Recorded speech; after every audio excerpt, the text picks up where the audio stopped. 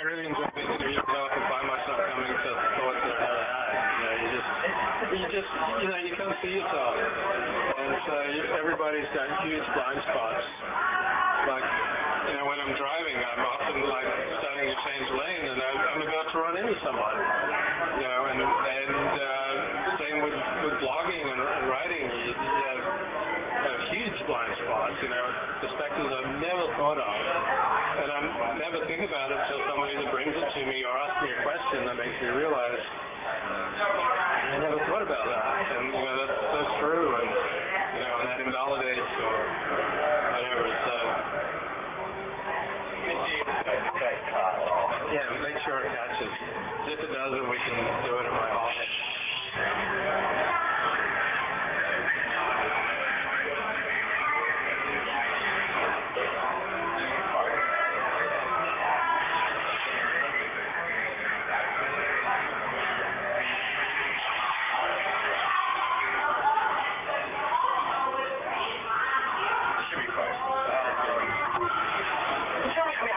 Trying to do as much bothering you as possible, and on your backstory, reading through your biography and stuff, and I got your books coming in the mail.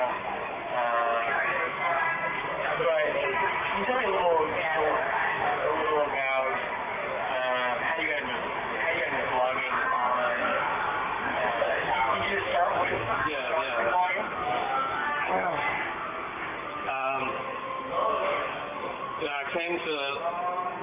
I recovered from 6 years where I was basically bedridden with chronic fatigue syndrome in early 1994.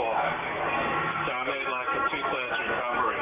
So I was in this embarrassing situation where I was neither disabled nor able. I was in a very awkward middle stage where I wasn't sick enough that I was confined to bed, but I wasn't well enough where I could resume my life before I got ill. And I was taking the advice of something I've read for people with fatigue syndrome, and that was try something you were doing before. Maybe what you were doing before, pre your illness. Before I was studying economics, and I was all set to return to UCLA in 1994. When I was encouraged by people to try acting, so I did that for about 15 months. I did a lot of movies, which was good to my health level. On set, what day. I take acting classes, I went on auditions, etc., etc. But I'm not good at collaborative enterprises, and I remember I got thrown out of 3 different acting schools because I was just such a jerk. And people told me, you're more suited to doing something on your own, like stand-up comedy. Something on your own. And so in the summer of 95, after first thinking about doing a documentary and working on a documentary on What Do Women Want, I interviewed like 100 women on camera about what they look for in a man. And I realized that wasn't profound because what people say isn't necessarily what's true. And so I started looking for a topic for a book to get published on. And the only topic that I could get published on was a book on the history of porn, the history of sex and film. So I found a publisher for that. Yeah. And I found a publisher for that. And so I embarked on that in September of 95. And eventually went through a couple of different publishers and finally came out in June of 99. But as I was researching the book, I developed thousands of pages of notes. And I have something of an information compulsion. I hate to throw information away that I acquired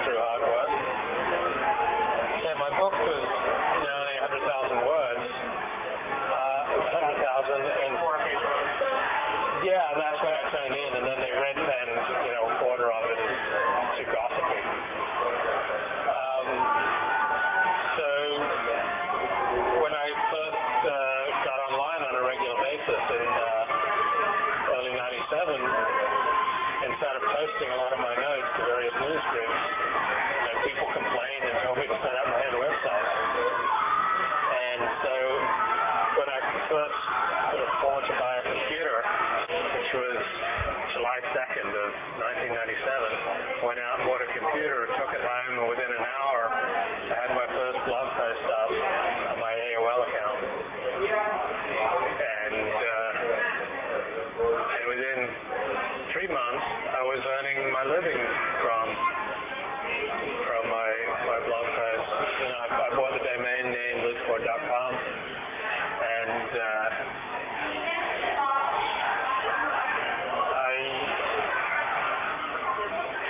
I established, and yes, because I was willing to write stories that other people didn't want to write, sort of like the mayor's story. Nobody wanted to write about the mayor's marriage. The mayor's marriage, I read the story. So nobody wanted to write a story about the mayor's marriage because it's successful to write something about the health of somebody's marriage. But similarly, in 1997, 1998, there were all these people testing positive for HIV in the porn industry. Nobody wanted to write about it because it's just so distasteful. So I kept breaking the story month after month about these people testing HIV positive. And the most important story I did was that I named the person who's the most likely culprit for these string of infections. And the whole industry went crazy and denounced as a liar. And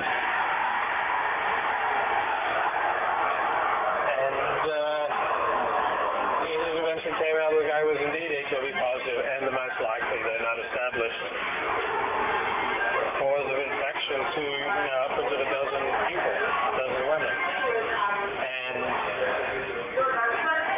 And then over the years I just kept writing stories that other people just didn't want to touch. The mafia's role in the porn industry, various scandals in Hollywood that I read about that people didn't want to touch for whatever reason. Aaron Starr, the producer of HBO Sex and the City. I read a story, published a series of stories about him in the summer of 99. That he'd left a dead girl behind in a hotel room in New York. And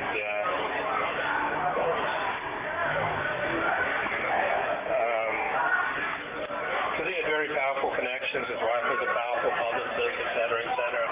Nobody ever reported the story until after me, a newspaper in Scotland finally reported it.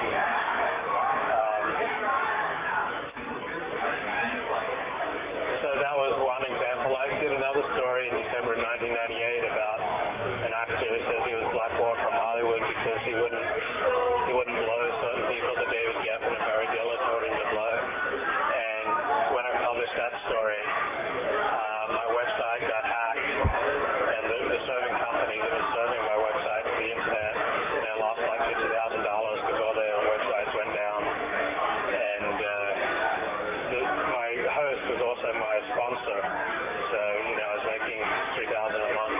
They also called me and said, "You got some very powerful enemies." And I got a call from someone saying, "Look, it was friends of Diller and Geffen that did this, and now you don't know who you're messing with." So those are a couple of examples that comes up. I've been sued 5 times. First lawsuit, the judge struck my entire defense because I wouldn't name my source. I didn't realize that in libel cases they'll almost always make you name your source. And if I promise the source confidentiality,